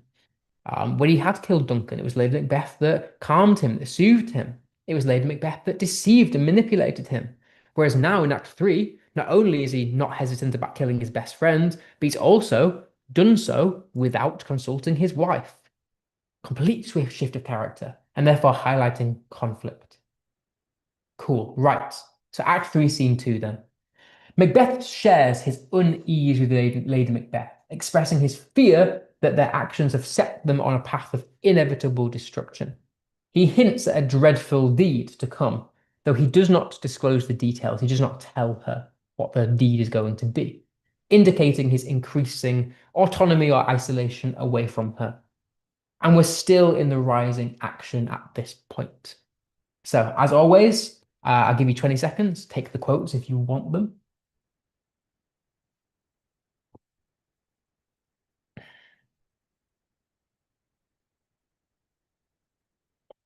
Cool. It's fine if not. So, let's begin. We've scorched the snake, not killed it. Oh, full of scorpions is my mind. I love this quote. These two quotes are among my favorites of this play because I think they hold so much weight um, in terms of Macbeth's character. So, we've scorched the snake, but not killed it. What they mean by that is he's talking about he's killed Banquo, but Banquo's son has escaped. So what he's saying here is we've damaged Fleance, but he's got away. We've not killed him. So the choice of language is interesting here because scorched versus killed. He's saying that we've done damage. Like we've got ourselves to a place where we're safe, but it's only a temporary safety. So the juxtaposition shows Macbeth's inner fear that murdering Duncan and murdering Banquo isn't enough to secure his position as king. There's still enemies out there. I mean, Fleance got away. So Fleance is still out there and could do further damage later down the line. So this contrast builds tension as it reveals Macbeth's further murderous intent. He is insecure of his position. And the verb scorched implies that he's wounded rather than destroyed. And sort of the word evokes pain. Because we think about it in terms of fire. Suggesting Macbeth's actions are harsh but incomplete. So killing Duncan only provided a temporary relief. And therefore, this foreshadows the fact that he's thinking about killing Banquo and his son. And therefore, an impending cycle of violence. We also get this metaphor of the snake. We scotch the snake. The snake, think about biblical imagery, symbolizes threat. The snake could do humans damage. And so he sees danger as sort of sly and silent and deadly. So it's quiet, but it could do him a lot of harm. And this highlights his insecurity. He doesn't feel safe in his current position. Think about the snake. The snake attacks very, very quietly, but once it gets you, you're dead straight away. And so he uses this metaphor to show how insecure he feels, how fearful he is, that Banquo and Fleance are still out there and could strip him of his power. But we also get this idea of scorpions. So the metaphor of, oh, full of scorpions is my mind. Now, if we start to pick apart the noun of scorpions, they symbolize poisonous pain. Think about a scorpion, they have the tail that could sting you with the poison at the end of it. His thoughts have been tainted away from morality at this point. So much so that he feels intense guilt. When he says scorpions, he's referring to his thoughts, his guilt. He's saying, I feel so guilty about killing Duncan that my mind is giving me pain, like physical pain. So he's kind of referring to the pain and the thoughts that he's having as being scorpions, the metaphor. And so it confers a sense of restless agony. Because scorpions reflect how Macbeth's mind is turning deadly. Like the scorpion, it can sting. And the adjective, the full, refers to a sort of overwhelming nature. He's not just got like a few scorpions in his mind, it's full of them. It's overwhelming. He's in so much pain and torment over his guilt of killing Duncan. But it almost presents it as being like inescapable as well, like it's unavoidable pain. And so again, it shows his torment, it shows his insecurity as being king. The idea of it's in my mind as well. Notice we've got again this possessive pronoun of my. It shows that it's his struggle, it's internal. It's not external, it's in him, it's in his thoughts, it's in his mind. He's tormented, he's isolated. And it's kind of highlighting that even then there are some thoughts he can't share with Lady Macbeth because they're too dark. They're scorpions, they sting, they do damage. And then notice we've got the exclamatory O, the interjection, therefore conveying frustration. Like if you in the modern day were to go, oh, that's the equivalent. It's an exclamatory sense. It's a way of getting out your emotions, showing that he's suffering. He's feeling overwhelmed. He doesn't want to kill Banquo, but he knows that he has to if he wants to stay king. And so what he's saying here is, I don't want to kill Banquo. I didn't even want to kill Duncan. I'm feeling so guilty that my mind is causing me physical pain. I feel so guilty that it's inescapable. I can't stop thinking about Duncan. I can't stop thinking about killing my best friend. It's inescapable. So therefore, this quote shows how overtaken he is by violence. He's defined by violence. He's so overwhelmed by suffering, by pain, by ambition, that it's become him. It's in his mind. It's full of scorpions. I love this quote. And then linking all of that to then context. Well, the Great Chain of Being again. He's thinking back to the murder of Duncan, which we know went against the Great Chain of Kings. At that time, the king was seen as a representative by God, and to kill the king was a sinful act, and therefore would lead to chaos in the natural world. So he's saying the threat to Macbeth's unnatural kingship still lives. He's suffering as a result of killing Duncan. And he's experiencing punishment for this sin, for this crime. His punishment is his uncontrollable thoughts, his suffering, his pain, his agony. The religious illusions. Think about the snake in the Garden of Eden. Macbeth aligns his ambitions with the snake from the garden. And this is a warning sign of damnation, as the snake reflects his loss of innocence and growing evil. And Macbeth has managed to find a temporary solution to his power obsession, but like the snake, it will always tempt him to do more. Again, adding this idea that ambition is an uncontrollable force that's driving him. He can't escape doing evil things, but he's also plagued by it. The tragic hero, again, the fact that he's feeling so much pain shows us that he acknowledges the fact that he's falling from grace. His hamartia, his fatal flaw of ambition, is causing him to go towards an inevitable ruin, his downfall. And then finally, again, the Holinshed Chronicles. The idea that Shakespeare's changed version of the play amplifies Macbeth's struggle, presents him as more psychologically complex than the original character of the play, therefore reinforcing the moral message of don't do bad things because you'll suffer consequences for it. So both these quotes are examples of him suffering the consequences of killing Duncan. He's feeling conflicted, he's feeling guilty, and he's overwhelmed by it. But also it's an uncontrollable feeling of fate, uncontrollable feeling of violence and ambition. Okay. So treason has done his worst. Nor steel, nor poison, malice domestic, foreign levy, nothing can touch him further. So what he's saying here is that fate, he's suffered the worst. Nothing else can happen in his life that is worse than what he's dealing with right now. He's saying that the worst of it has gone, and actually everything is fine. He's going to stay being king. Nothing bad could happen after this. So treason has done his worst. Notice here that there's a personification, treason. He's been treated like a person. Has done his worst. So treason is described as a person who's attacked Macbeth. This implies that he believes that he's already survived the worst of things, that his guilt, that his suffering is like the worst that he'll have to deal with. But that's ironic because it's a false sense of security. He's very delusional, he's overconfident. He's defined by violence again, and he sort of won the metaphorical battle, but we know through dramatic irony that he's going to die at the end, and there's still people out there who want to do him harm. He's almost trying to convince himself that things are fine, even though we know as an audience that things aren't fine. And I think he knows it as well, but he's trying to present himself as overconfident, as sort of naive, almost a little bit.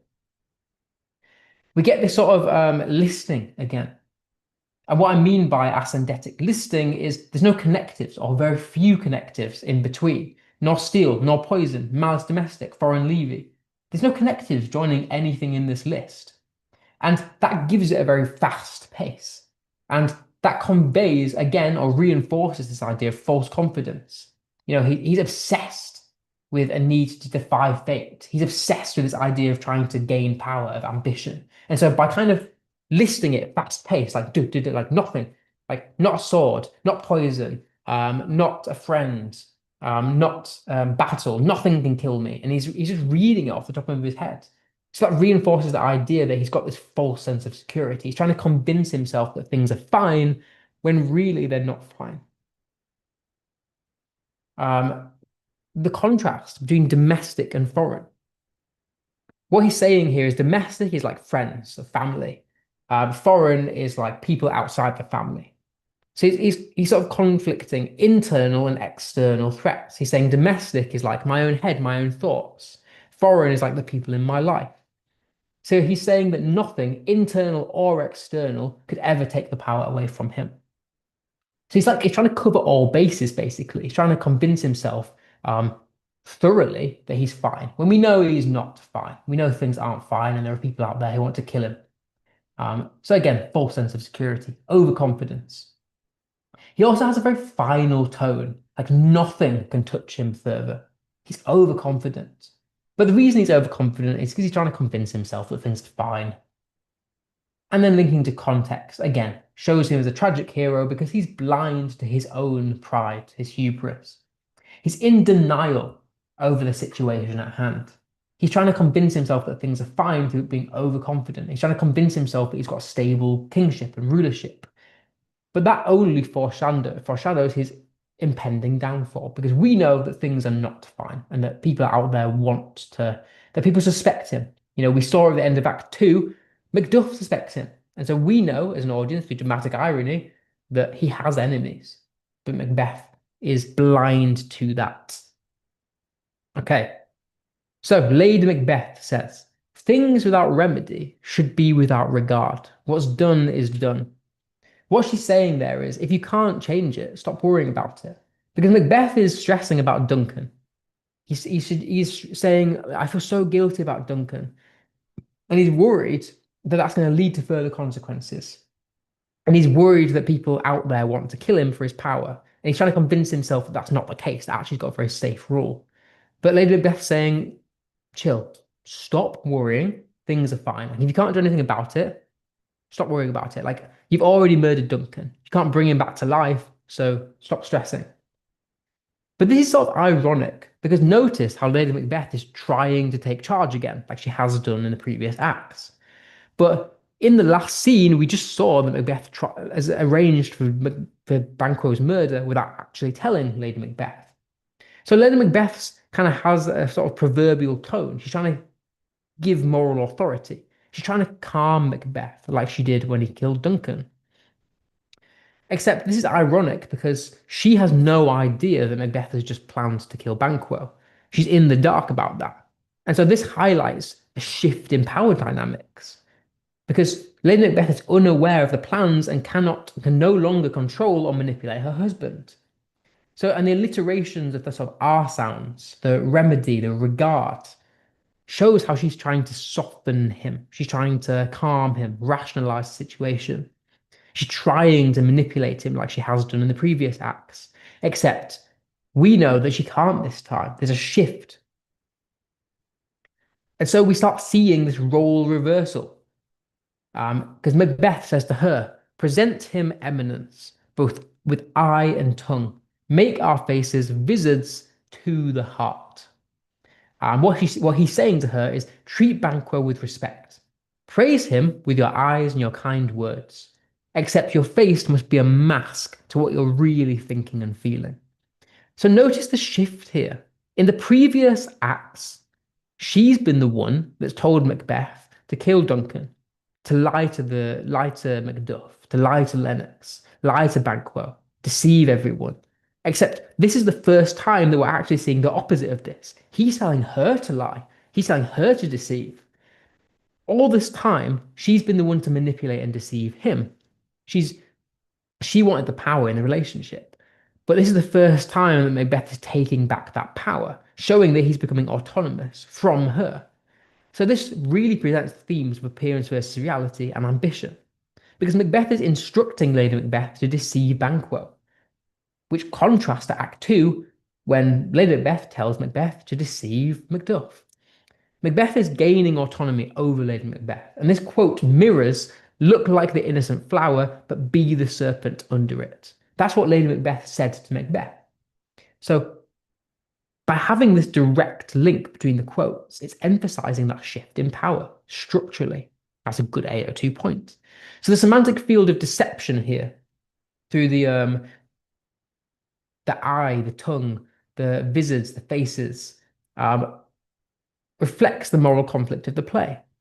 Because what she's saying here is present him eminence, present him respect, look at him kindly, speak kind words to him. But a vizard is a mask. She's saying, make your face a mask to the heart. Don't let your face show what you actually want to do, which is to murder him, to do him harm. And so this sort of juxtaposition between the idea of the mask, the heart, and the face reflects the moral conflict of the play, showing us that for the first time, Macbeth is abandoning all integrity, all morality, to become king, to gain power, which heavily contrasts to the previous act where he felt so guilty about killing Duncan. So he doesn't care about killing Banquo. He's done so very, very willingly. He also has deceived Lady Macbeth for the first time. And now we can see from the things that he says that he's gone down a very immoral path. For the first time, he has no morality. So his methods of tyranny are technically, contextually still feminine, but because he uses duplicity rather than masculine bravery. But that doesn't matter. He's gaining autonomy. He's gaining power. But Lady Macbeth says, "You must leave this. In them, nature's copy is not nature's copy, not eternal." And what she's saying is, let it go. Banquo and Fleance will not live forever. So he's told her that he's fearful that Banquo and Fleance can take the kingship away from him. So her response to that is, forget about it. Okay? They will die at some point. Everyone dies at some point. No one lives forever. So forget about it. Which mirrors what she said here. She's saying, like, if you can't change it, stop worrying about it. Same here. So she is saying, she's trying to convince him not to harm Banquo and Fleance because she thinks it will lead to further problems. And so again, she's trying to be rational, she's trying to be calm, she's trying to manipulate and control, but he's not having any of it. Macbeth is assured that he's going to kill Banquo. We saw at the end of the previous scene that he says he's going to do it. So she uses a euphemism here to try and persuade him, to try and infer that everyone dies. She says, nature's copy is not eternal, basically meaning no one lives forever. Everyone's going to die. It's a nicer, softer way of saying everyone's going to die. And so this foreshadows Macbeth's plan to murder them and ignore his wife. Her power is becoming very limited, so she's having to try and influence him through persuasion. Her old tactics of manipulation are no longer working. He's gaining autonomy. He's gaining power in their relationship. He's seeing through her lies. Okay. And then his response to her is be innocent of the knowledge, dearest Chuck. Because she asks him, well, what are you going to do? What's your actual plan? And he says, well, it's better for you not to know until it's over, my love.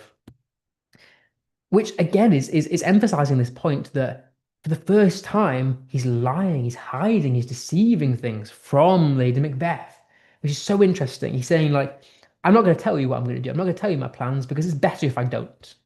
And so, for the first time, Lady Macbeth is outside of the knowledge.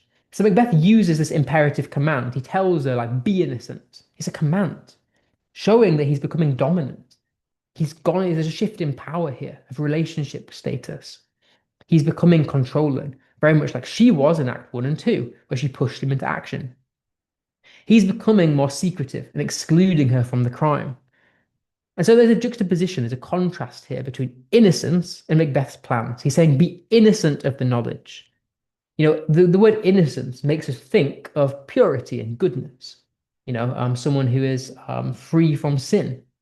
But that's ironic considering what Macbeth's about to do. He's about to murder again, which is definitely not an innocent act. So by telling Lady Macbeth to be innocent, it's sort of ironic and really reinforces this power shift. Really tells us that he's gained a moral detachment. He doesn't care anymore about doing the right thing, about his guilt. However, he manipulates her. Notice how he says, dearest Chuck. He's calling her my love. He's trying to soften the blow by giving her a term of affection. And this not only sort of acts to persuade her, therefore showing again his dominance, his power dynamic, but it also makes you as a sort of audience member feel quite unsettled because it contrasts quite heavily to the bad deed that he's about to do. He's being affectionate to her, showing love, but he's about to go murder his best friend. That's a very unsettling feeling. Okay. Okay, so finally then, or rather almost finally, he says, after life's fitful fever, he sleeps well. What he's saying here is now that Duncan is dead, he rests peacefully. Life was so full of stress and suffering, but he doesn't have to deal with that anymore. We go back to Macbeth feeling very insecure. He feels suffering. Think back to the Scorpions. He's suffering. He's feeling so guilty. So notice here that he uses this metaphor. He says that life's fitful fever. He's comparing life to being a disease or being something that is diseased, which not only implies a physical illness, but a spiritual sickness. You know, think he just killed the king. He's killed Duncan. That's bad. It's sinful. It's going to bring consequences and chaos. And so he's kind of referring to life as being a spiritual sickness, reflecting his guilt and inner corruption. The idea of the fitful suggests lots of energy. He's saying that his sleep is interrupted. He can't sleep anymore, reinforcing the lack of peace that he feels because he's murdered Duncan. And so he feels conflicted because he almost envies Duncan's death. He's jealous of Duncan because Duncan is at peace. He doesn't have to suffer anymore. Whereas Macbeth's life is basically all he does is suffer. And so it kind of links back to what I was saying in Act 3, Scene 1, where he's got what he wanted. He's king, but he's not happy being king. He's not fulfilled. All he does is suffer because he's scared someone's going to kill him. His position is going to be taken away. He's plagued by anxiety and paranoia, much like you would be if you were ill, feverish. And that's kind of emphasized by this fricative alliteration. So you get these really harsh sounding Fs, the fitful fever.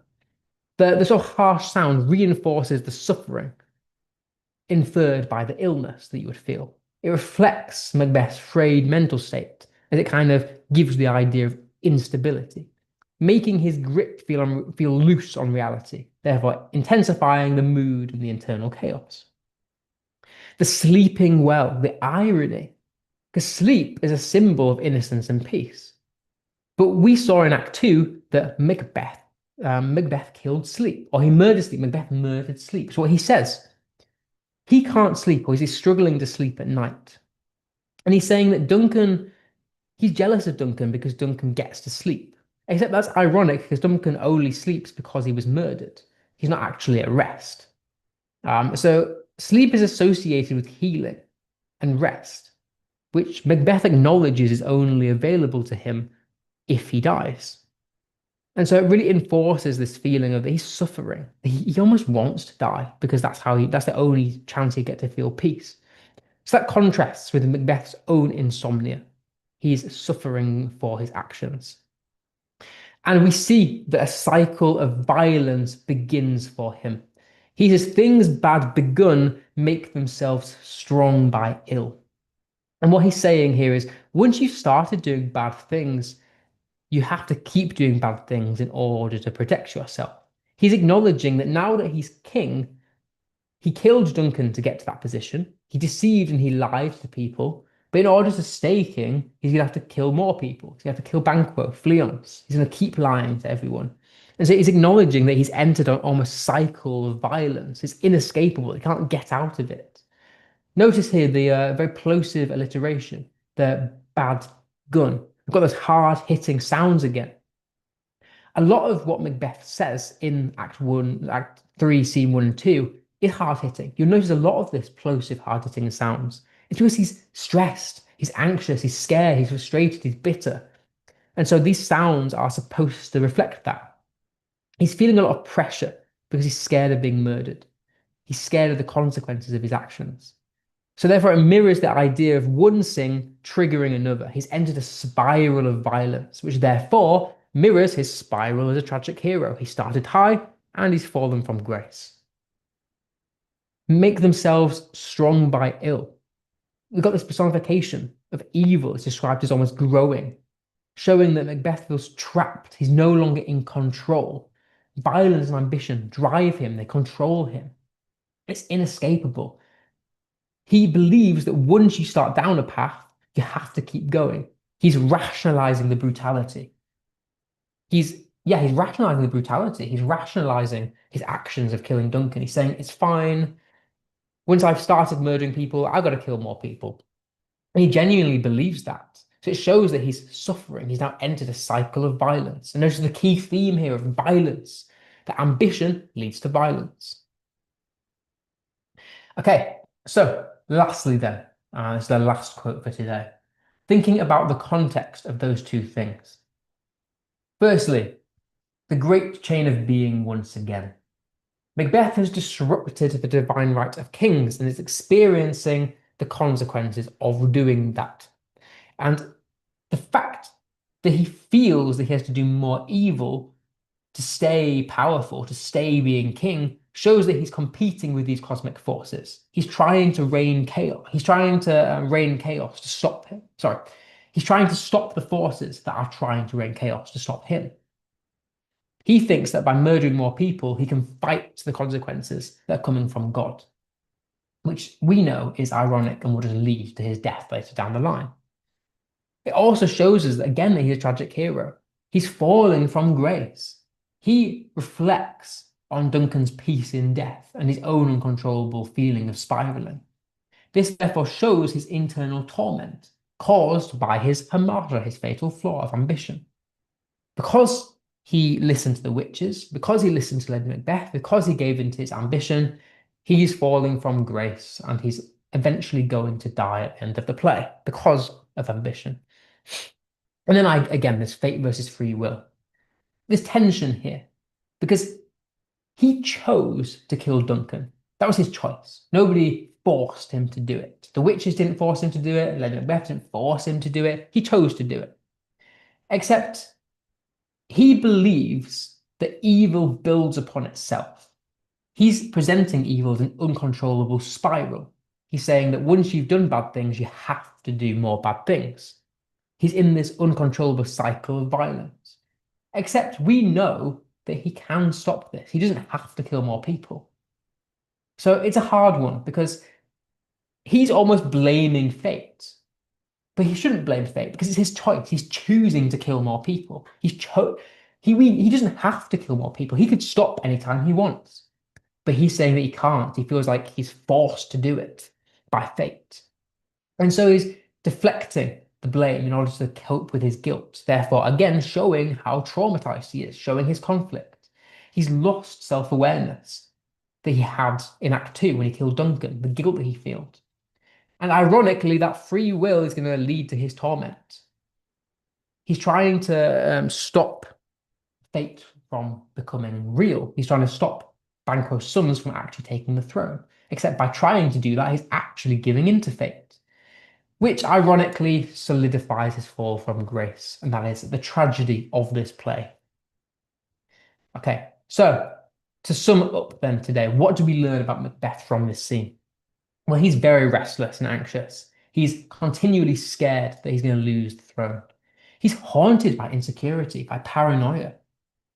However, he is growing a sense of masculinity and autonomy as he begins to lie to Lady Macbeth, to hide things from her, to manipulate her, plotting murders without her, taking charge, telling her what to do. He's also beginning to embrace a sense of darkness and evil, and therefore losing a sense of moral awareness. So what is the purpose of this act? Well, a shift in power. We need to see that shift in power because it shows how him as a character is changing. Lady Macbeth was the dominant one, but now Macbeth's taking control. He no longer needs her to manipulate him, therefore revealing Macbeth's growing paranoia, and therefore foreshadowing the murder of Banquo and Fleance and the consequences that will come of that being Macbeth's own death in Act 5. So that's the end. That's us done for this year. So as I said in the previous hour, I hope I've helped you this year. I know we've been a bit sort of wishy-washy and all over the place. You know, we started these sessions in order to sort of provide more English help to you. And you know, we kind of went into this without a structured plan. And so I've kind of been finding my feet, and I realize that's probably come across over the last few months or so. However, coming next year, I will have a more solid plan. There will be a solid structure, and I hope that our trial of this session has been a success. So if it has, let me know because I really want to. I'd love to get your feedback as students about how you think these sessions could be improved, what went well, what hasn't. And I hope the trial of this session has been a success because I'd like to keep doing these next year. And if we do continue next year, these are the things that I'm going to start going over in the GCSE hour. So I want to finish Macbeth. I want to finish the character of Macbeth, and I want to finish Lady Macbeth, so that I can move on to the other literature texts, so Jekyll and Hyde, Inspector Calls, your poetry stuff. And I also want to do more English language, but that's what I want to do. So the last thing for me to say to you is have an amazing summer. You all deserve the time off. Yeah, be productive. Take some time, relax. You've all worked hard this year. Thank you to everyone that has sent me stuff over the year, over the last few months. I really appreciated it. So I'll save a couple of minutes, answer the questions that are here. If you don't have any questions, if you don't have any things that you want me to go over, have a nice summer. But otherwise, I'll be here for the next few minutes. Okay. So I sent you the writing last week. It has been marked. It should have been sent back to you. I will chase that up because it has been marked and I have sent it. So yeah, I will chase that up. If you send me something over the summer, will I be able to mark it? Oh yeah, send it to the summer. I'm free over summer. Because classes have stopped. Send me whatever you want. I want to put that out there. Yeah, keep sending me stuff, whatever you need. Education, learning doesn't stop. I don't stop. Send me stuff. Sure, I don't mind. For September, can you please do power and conflict? So I said this last week. I'm not sure that I'll be able to do power and conflict as poetry because I never studied them myself. So I've never been over the power and conflict ones. Whereas I've done all the other texts extensively. So yeah, I will think about it. But if I do, it'll be towards the end, I think, of our sessions. It's not going to be an initial thing because I don't know those poems, unfortunately, off the top of my head. Um, and Christmas Carol, yeah, I can do Christmas Carol. I quite enjoy that text. So yeah, I will get the work back to you. Yeah, I think it should have been sent to you. So yeah, I'll make sure you get that.